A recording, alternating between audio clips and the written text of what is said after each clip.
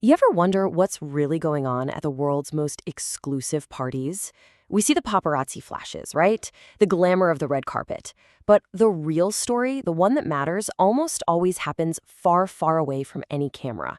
So today, we're going to pull back that velvet rope.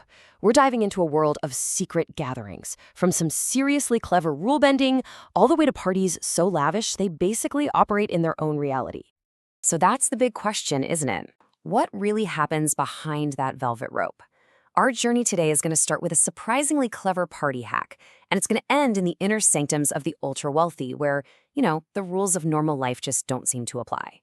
It's a world of unbelievable pleasure and power, but as we're about to see, it's a world that often comes with a very steep, hidden price. All right, Section 1, the compliant mega party. This is all about a very, very clever workaround for throwing a massive event without actually breaking any rules. So check this out. They call it the smart scaling method. And honestly, it's kind of a masterclass in creative compliance. Here's how it works. The key is to keep the official booking super small, like 10 to 12 people, so you don't set off any alarms on the platform. Then you tell those guests they can invite their own friends, but you do it off-platform. And to make sure it doesn't look like one giant out-of-control party, you set up different zones, a pool station, a dance floor, whatever, and you just rotate people through them. That way, you never technically have a single large crowd that would get you in trouble. Pretty smart, right? And here is the absolute genius of it, at least from the guest's point of view. You take that $520 venue cost, which sounds pretty steep, but you split it among a much larger group of people. All of a sudden, this really high-end experience costs each person just $26. I mean, for the people attending, it feels like a total steal. And for the host, they get their full rate. It's this perfect win-win, built entirely on finding a clever little loophole. Okay, so bending the rules is one thing. But what happens when you have so much money that you don't have to bend them? You just create your own.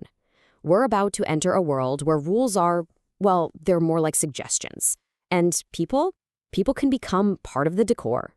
Which brings us to Section 2, hiring the atmosphere. This is where guests stop being guests and start being assets. The vibe of the party isn't left to chance. No way. It's hired. And people become a calculated business expense. The term they use in the industry is an atmosphere model. The job description is pretty simple. Be beautiful, go to parties, and get wealthy men to spend a whole lot of money. The logic behind it is brutally simple.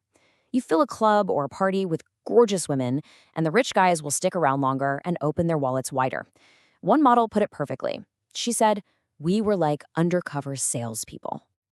And you better believe this whole ecosystem has its own language. The big spending clients, the guys dropping $200 or $300 in a single weekend, they're called whales.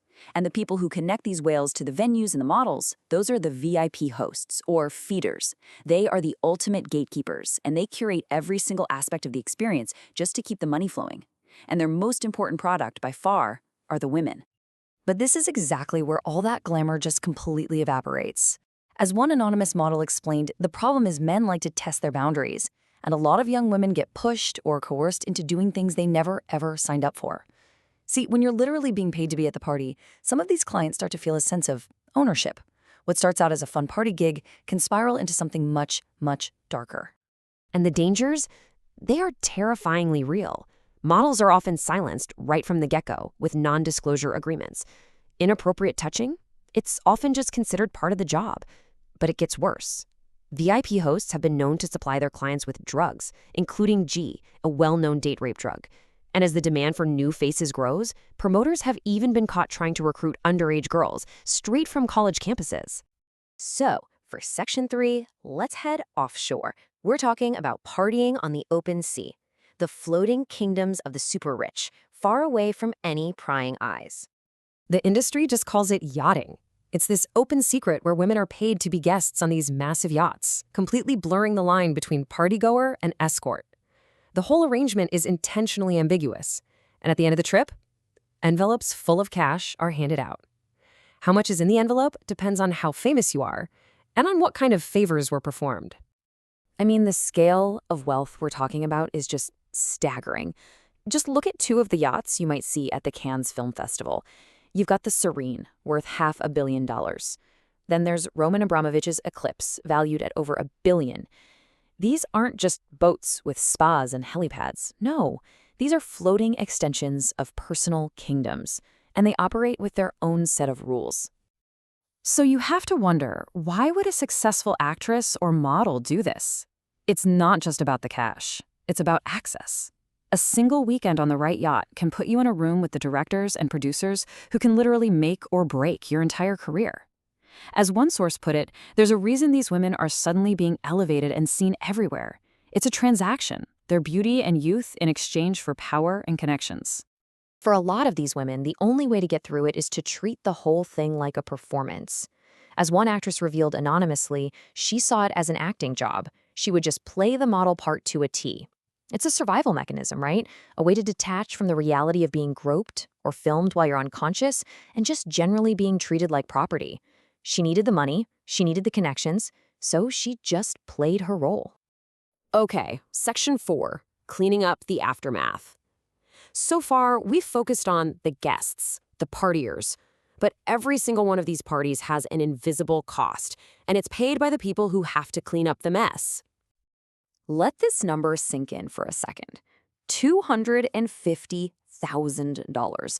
That's what a group of wealthy swingers paid to buy out an entire luxury hotel for a 2-night orgy. For them, it was just a weekend of fun. For the hotel staff, well, it was a nightmare. The hotel's operations manager described what his staff found after they left. Quote, blood, feces, semen stains. We looked up and saw them all on the ceiling. His conclusion was just haunting. He said, "This is not human." It just speaks to this profound disconnection from reality, a total and complete lack of respect for the human beings who are left to clean up. So, after 2 full days of dealing with public sex, destroyed property, and literal biohazards, what was the big reward for the 30 staff members who had to handle all of it? A $20 tip, total, to be split among all of them. For a $250,000 party, the people who cleaned it up walked away with less than $1 each. It's just unbelievable. And this one horrible event actually reveals a much deeper systemic problem in the hotel industry. The staff are often intentionally segregated. You've got the front desk staff, usually attractive, English-speaking, they get paid more. Then you have housekeeping, often staffed by non-white workers, many with accents, and they earn significantly less. Management has even been known to use divide-and-conquer tactics, pitting teams against each other to stop them from organizing for better pay and better conditions. Which brings us to our final section, inside the secret societies. We're going even deeper now, into these gatherings where pleasure is just a tool, and the real goal of the party is pure power. And this kind of behavior, it spans all of the world's most powerful industries. In Silicon Valley, you've got these drug-fueled orgies they call cuddle puddles. On Wall Street, there's a secret fraternity where billionaires get on stage and perform these incredibly offensive skits. Out in the forests of California, there's Bohemian Grove, where the biggest names in politics and business make world-changing deals. And in London, you had the infamous President's Club, a so-called charity event where powerful men systematically harass the female staff. I mean, some of these gatherings are so strange, they sound like conspiracy theories. Bill Clinton once joked about Bohemian Grove, saying, that's where all those rich Republicans go out and stand naked against redwood trees, right? But here's the thing. Behind all the bizarre rituals, real power is being used. What's not a rumor is that the early planning for the Manhattan Project actually happened there. So these aren't just parties. This is where the rules of our world are actually written, far, far away from public view. Which brings us all the way back to our final question. From a clever party host just trying to bend the rules, to an aspiring actress being treated like property on a yacht, to a housekeeper cleaning up a literal biohazard, it all leads to this. When extreme wealth creates a world with absolutely no consequences for a select few, who is ultimately left to pay the price?